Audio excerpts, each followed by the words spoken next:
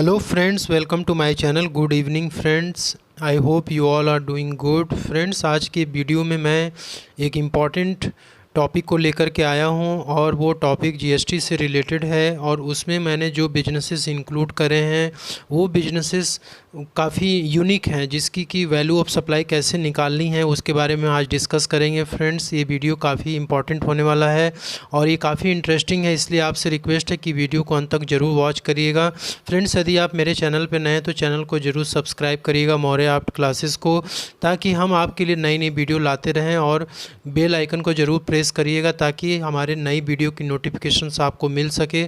So friends, चलिए हम video को स्टार्ट करते हैं। सो फ्रेंड्स, जीएसटी लॉ में नॉर्मल गुड्स और सर्विसेज की सप्लाई का जो टैक्स पेमेंट है वो एक स्पेसिफिक परसेंटेज के साथ होता आ रहा है और आप भी स्पेसिफिक परसेंटेज के साथ पेमेंट करते आ रहे हैं। लेकिन कुछ स्पेसिफिक बिजनेसेस होते हैं जिसमें कि जीएसटी लॉ में बताया गया है कि यदि उन बिजनेसेस में हम डील करते हैं तो उसमें जो भी हम सप्लाई करते हैं उसकी वैल्यूएशन हम कैसे कैलकुलेट करेंगे। उसके लिए रूल 32 ऑफ CGST रूल 2017 में कुछ प्रोविजंस बताए गए हैं, जिसको फॉलो करके हमें उन सर्विसेज के सप्लाई की वैल्यूएशन को कैलकुलेट करनी है, उसके अकॉर्डिंगली हमें टैक्स का पेमेंट करना है। आज हम डिस्कस करेंगे कि वो कौन कौन से सर्विसेज हैं जो कि स्पेसिफिक बिजनेस की कैटेगरी में आते हैं और जिसके लिए वैल्यूएशंस का एक तरीका ही अलग बताया गया है और वो तरीका रूल 32 में हमें मिलता है।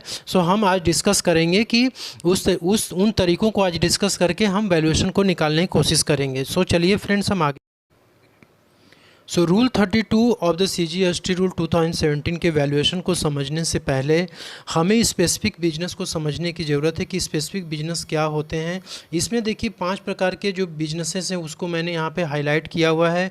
पहला तो ये कि बाइंग और सेलिंग ऑफ फॉरेक्स, यानी कि यदि कोई भी मनी एक्सचेंज के बिजनेस में इन्वॉल्व है, वो मनी चेंजर है या फिर डॉलर से इंडियन रुपीज़ से डॉलर को कन्वर्ट करता है या कोई भी फॉरेन करेंसी को इंडियन रुपीज़ में कन्वर्जन का बिजनेस यदि करता है तो पहला स्पेसिफिक बिजनेस की कैटेगरी में आएगा।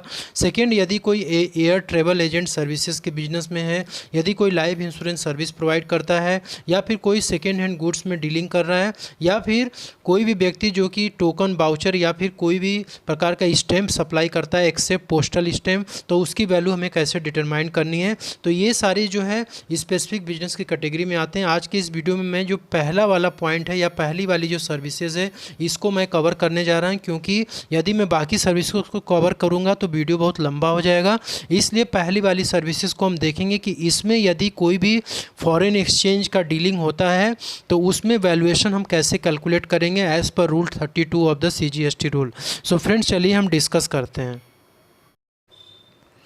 पहला जो पॉइंट हमें डिस्कस करना वो ये है कि ट्रांजैक्शन इन्वॉल्विंग बाइंग और सेलिंग ऑफ फॉरेन एक्सचेंज। यदि कोई भी व्यक्ति वेस्टर्न यूनियन ट्रांसफ़र के बिजनेस में इन्वॉल्व है जिसमें कि वो करेंसी को दूसरे करेंसी में एक्सचेंज करता है, तो उस केस में जो भी वैल्यू है उसको हमको कैसे डिटरमाइन करना है, उसके लिए रूल 32 में स्पेसिफिक प्रोविजंस दिए होंगे जिसको फॉलो करके हम उस value of supply of services को डिटरमाइन कर सकते हैं, कैलकुलेट कर सकते हैं।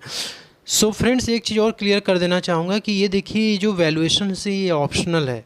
आप चाहें तो नॉर्मल प्रोविज़न को अप्लाई करके भी अपने सर्विसेज की सप्लाई की वैल्यू निकाल सकते हैं, या फिर आप रूल 32 में जो भी प्रोविज़न्स दिए गए हैं valuation of supply of services की उसको फॉलो करके भी निकाल सकते हैं। जो आपको ईजी लगे उसके अकॉर्डिंग आपको चलना है। तो हम रूल 32 में जो प्रोविज़न्स दिए उसको हम डिस्कस करने जा रहे हैं इस पार्टिकुलर केसेस में, ठीक है। तो इसमें देखिए 2 मेथड में डिस्कस करूंगा। एक तो ये है कि 2 मेथड में पहला जो मेथड है उसमें भी 2 केसेस हैं। पहला केसेस है कि यदि किसी भी करेंसी को आप इंडियन रुपीज़ में यदि कन्वर्ट करते हैं तो उसके लिए रूल 32 में क्या प्रोविजंस दिए गए वैल्यूएशंस का, ताकि आपको ये चीज़ क्लियर हो सके कि when one of the value exchange is Indian rupees, ठीक है। तो इसमें क्या है, चलिए हम देखते हैं।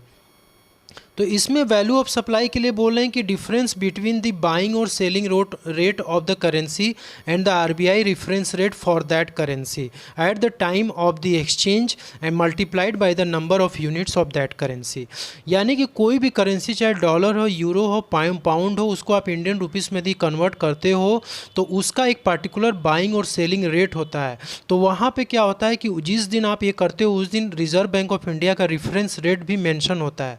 तो यहाँ यहाँ पे वैल्यू ऑफ सप्लाई क्या मानी जाएगी कि आप जो बाइंग और सेलिंग रेट है उसको आप जो है सब्ट्रैक्ट कर दीजिए आरपीआई रेफरेंस रेट से, और उसका मल्टीप्लिकेशन कर दीजिए आप नंबर ऑफ करेंसी एक्सचेंज। चलिए एग्जांपल से देखते हैं हम इसको ताकि क्लियर हो जाए।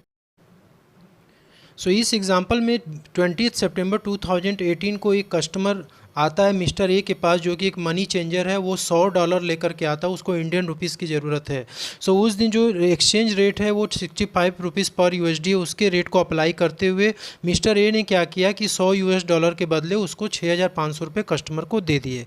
उस दिन जो आरबीआई रेफरेंस रेट था, एक्सचेंज रेट, वो 64 रुपीज़ पर $US था।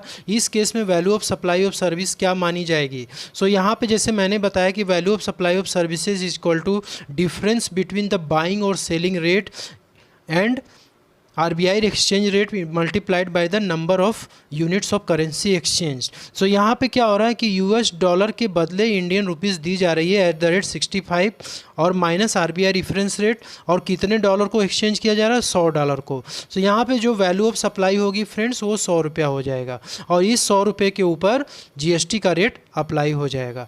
सेकेंड जो ये है कि यदि आरबीआई रेफरेंस रेट दिया ही नहीं हो, जिस टाइम पे आप एक्सचेंज कर रहे हो ना डॉलर को इंडियन रुपीस में, उस टाइम पे आरबीआई का रेफरेंस रेट दिया ही नहीं हुआ है, तो उस केस में जो वैल्यू ऑफ सप्लाई होगी वो 1% of the gross amount of INR provided और received by the person who is changing the money.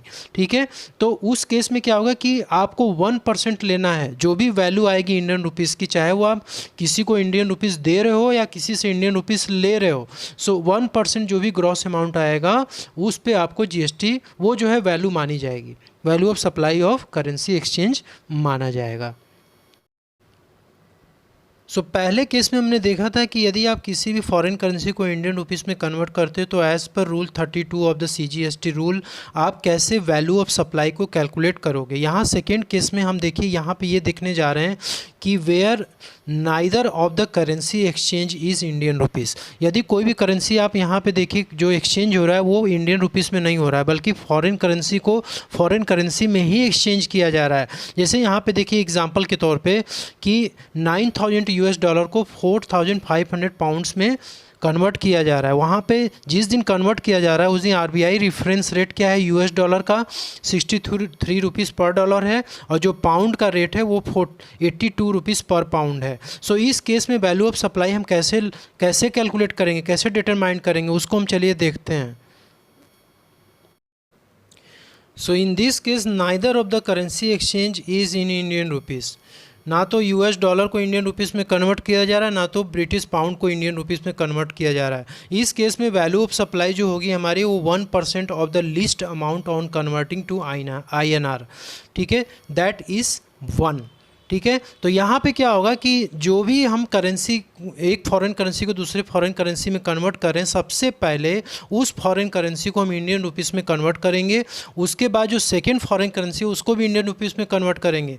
फिर उन दोनों में जो सबसे कम अमाउंट होगा उसका 1% वैल्यू ऑफ सप्लाई मानी जाएगी। देखिए एग्जाम्पल में यहाँ पे दिया हुआ है कि आप एक $US को आरबीआई रेफरेंस रेट के अकॉर्डिंग आपने कन्वर्ट कर दिया, तो यहाँ पे $9,000 को 63 रुपीज़ से आपने कन्वर्ट किया तो 5,67,000 आया। यूके पाउंड को भी आपने पहले इंडियन रुपीस में कन्वर्ट करना है। सो 4,500 यूके पाउंड को 82 रुपीज़ के रेट से आपने कन्वर्ट किया तो 3,69,000 आपका रुपीस आ गया। अभी 5,67,000 और 3,69,000 में जो दोनों में से कम होगा ना उसको आप लोगे, और उसका 1% जो आपका आएगा वो वैल्यू ऑफ टैक्सेबल सर्विस माना जाएगा इस केस में। ठीक है, तो ये चीज़ आपको ध्यान रखनी है। अब फ्रेंड्स हम आगे बढ़ेंगे और देखेंगे सेकेंड मेथड को कि सेकेंड मेथड में हम कैसे वैल्यूएशन डिटरमाइन करेंगे। जो सेकेंड मेथड है उसमें जो value of supply of currency exchange हो रही है उसका स्लैब यहाँ पे दिया हुआ है। उस स्लैब को फॉलो करके आपको अपनी वैल्यू ऑफ सर्विसेज डिटरमाइन करनी होगी। उसमें जो है अलग अलग स्लैब का अलग अलग यहाँ पे मेथड दिया हुआ, कैसे आप कैलकुलेट करोगे वैल्यू ऑफ सप्लाई उस मेथड के अकॉर्डिंग मानी जाएगी। जैसे मान लीजिए कि वैल्यू ऑफ इंडियन रुपीस आपने कन्वर्ट किया और वो 1 लाख तक यदि आता है तो उस केस में 1% of the gross amount of currency exchange और ₹250 विच एवर इज़ हायर, यानी कि यदि 1 लाख तक है तो 1 लाख का 1% आपका मान लिया जाएगा वैल्यू ऑफ सप्लाई। यदि 1 लाख के नीचे है तो उस पर आपको 1% निकालना है, वो वैल्यू ऑफ सप्लाई मानी जाएगी। सिमिलरली सेकेंड स्लैब में यदि आप फॉल करते हो 1 लाख से अधिक है आपका इंडियन रुपीस जो कन्वर्ट किए हो और 10 लाख तक है तो उस केस में 1000 रुपीज़, तो ऊपर वाला जो वैल्यू है वो तो लोगे ही। 0.5% of the gross amount of currency exchange minus 10 lakh rupees, sorry minus 1 lakh rupees.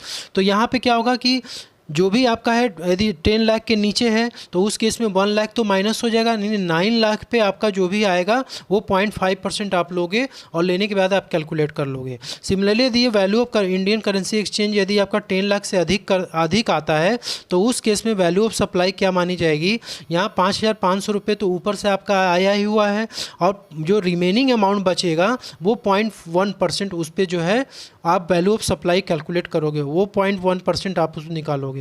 1.1% plus 5,500 दोनों को जोड़ दोगे तो वैल्यू ऑफ सप्लाई आपकी मानी जाएगी। अब यहाँ पे चलिए हम एग्जांपल से इसको समझने की कोशिश करते हैं। सो इस एग्जांपल में मिस्टर ए 10,000 US$ को इंडियन रुपीस में कन्वर्ट कर रहे हैं @64 पर $। सो यहाँ पे वैल्यू ऑफ सप्लाई क्या हो जाएगी, सेकेंड मेथड को फॉलो करते हुए वैल्यू ऑफ सप्लाई क्या मानी जाएगी। सो सबसे पहले तो इंडियन रुपीस को कैलकुलेट करना है कि इंडियन रुपीस में कितना आएगा। 10,000 US$ के बदले उन्होंने इंडियन रुपीस कितना इशू किया, 6,40,000 रुपये उनको इंडियन रुपीस देना है, ठीक है। तो इसमें वैल्यू ऑफ सप्लाई कितनी मानी जाएगी, तो जैसे मैंने पहले जो स्लैब बताया था आपको कि 1 लाख तक आपको 1% of the gross amount of currency exchange, यानी 1 लाख का आपका 1% कितना हो गया, 1000 हो गया, ठीक है। तो 1000 ही आपका आ गया। जो रिमेनिंग अमाउंट बचेगा वो सेकेंड स्लैब में चला जाएगा, यानी exceeding 1 lakh rupees up to 10 lakh rupees. So उस स्लैब में यदि चला गया तो रिमेनिंग अमाउंट कितना बचा, 5,40,000 बचा ना, तो वो 5,40,000 पे आप क्या ले लोगे, 0.5%। तो 0.5% का 5,40,000 पे निकालोगे तो 2,700 आएगा। तो 2,700 वो और प्लस 1,000 ये दोनों को आप जोड़ दोगे तो ये वैल्यू ऑफ सप्लाई आपकी मानी जाएगी 3,700, ठीक है। तो फ्रेंड्स ये है कि यदि आप फॉरेन करेंसी में डील करते हो तो आपको सबसे पहले वैल्यू ऑफ सप्लाई को कैलकुलेट करना बहुत आना चाहिए ताकि आपको जीएसटी का पेमेंट उसके अकॉर्डिंग करना पड़े, ठीक है।